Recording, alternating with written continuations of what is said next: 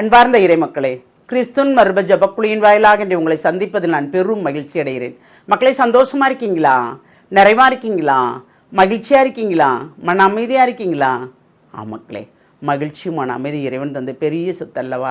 எது நடந்தாலும் நன்றி சொல்லுங்கள், அப்பொழுது நமக்கு ஒரு நிறைவு கிடைக்கும். ஏனென்றால் நன்றி சொல்லும் போது அவர் மகள் எவ்வளவு துன்பப்படுகிறாள், எவ்வளவு துன்பப்படுகிறான் என் மகன், ஆனாலும் நன்றி என்ற வார்த்தை உதட்டில் வந்து கொண்டே இருக்கிறது என்று அவர் நம்மளை குறித்து கவலைப்படுவார் இல்லையா? அப்போது நம்ம நன்றி சொல்லும் போது அதில் நமக்கு நன்மையான காரியங்களும் நடக்கும். இன்று அவர் நமக்கு என்ன இறைவார்த்தை தருகிறார் பார்ப்போமா?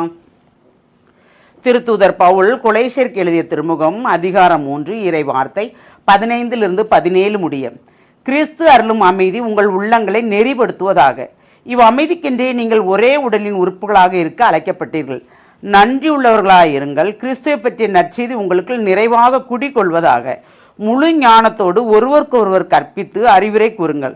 திருப்பாடல்களையும் புகழ்பாக்களையும் ஆவிக்குரிய பாடல்களையும் நன்றியோடு உளமாற பாடி கடவுளை போற்றுங்கள். எதை சொன்னாலும் எதை செய்தாலும் அனைத்தையும் ஆண்டவர் இயேசுவின் பெயரால் செய்து அவர் வழியாய் தந்தையாம் கடவுளுக்கு நன்றி செலுத்துங்கள். Praise the Lord. எதை சொன்னாலும் எதை செய்தாலும் அனைத்தையும் ஆண்டவர் இயேசுவின் பெயரால் செய்து அவர் வழியாய் தந்தையாம் கடவுளுக்கு நன்றி செலுத்துங்கள். என்னையும் உங்களையும் எடுத்த இறைவன், தேர்ந்தெடுத்த இறைவன் நம் மூலமாக சில காரியங்கள் செய்யும்போது நான் செய்தேன் என்ற அந்த சொல்லே நமக்குள் வரக்கூடாது. எல்லாமே இறைவன். அவர் தராமல் நமக்கு நடக்குமா? அவர் சொல்லாமல் ஏதாவது நிகழுமா? நமக்கு இல்லை. அப்போ அவர் சொல்வதால் தான் நமக்கு நிறைவாக இருக்குது. அப்போ இது சொன்னது போல நன்றியும் புகழ்பாக்களும் நாம் சொல்லும்போது எல்லாமே நமக்கு நிறைவாக கிடைக்கிறது. எதை செய்தாலும் நன்றி சொல்ல வேண்டும், எதை சொன்னாலும் நன்றி சொல்ல வேண்டும். ஆண்டவரே, இந்த காரியத்தை நீர் எனக்கு சொல்ல வைத்த கிருபைக்கு நன்றி. இவர்களை நான் ஆற்றுப்படுத்தின கிருபைக்கு நன்றி. அவர்களை ஆற்றுப்படுத்தும் போது என் நாவில் அந்த வார்த்தை வைத்தீர்களே, அதற்கு நன்றி. என்ன பேசுவதுன்னு எனக்கு தெரியாத ஆண்டவரே, ஆனால் நீங்கள் என்னை பேச வைத்தீர்களே, அதற்கு நன்றி. தனிமையாக இருக்கும்போது இது. அப்போ நம்ம கூடி இருக்கும்போது பாடல்களால், ஆவிக்குரிய பாடல்களாலும் இறைவனை நாம் புகழும் போது அதுவே பெரிய வரப்பிரசாதமாக மாறுகிறது அல்லவா? மாறுதா இல்லையா? மாறும். ஏனென்றால் ஆண்டவர் நம்மளை ஒவ்வொரு நொடிப்பொழுதிலையும் உற்று நோக்கி கவனித்து கொண்டே இருக்கிறார். அவருடைய நாமத்தை நாம் எந்த வகையில் பயன்படுத்துகிறோம்?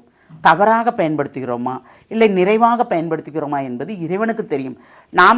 நம்ம உலகத்தில் எப்படி வாழ்கிறோன்னு நமக்கு தெரியும், ஆனால் இறைவனுக்கும் தெரியும், பிறருக்கு தெரியாது.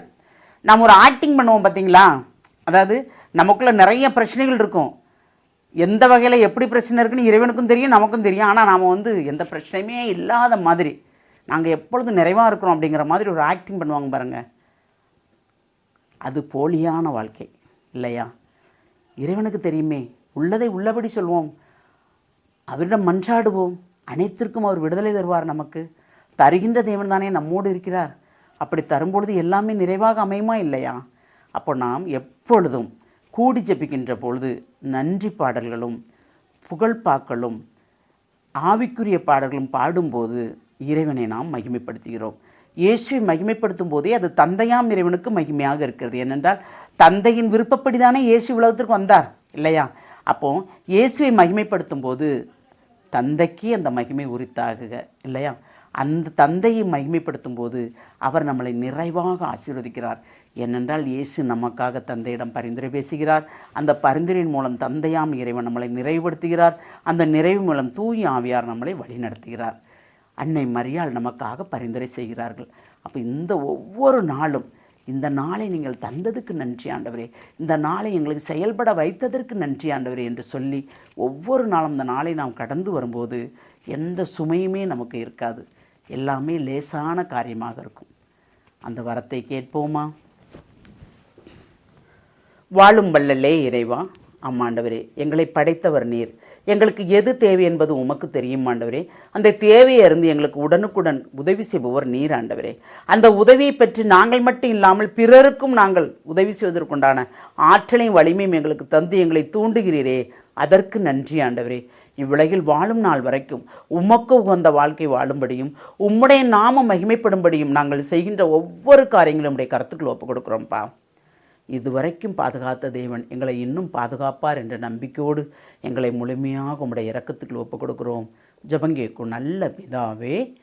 ஆமேன், ஆமேன், ஆமென்.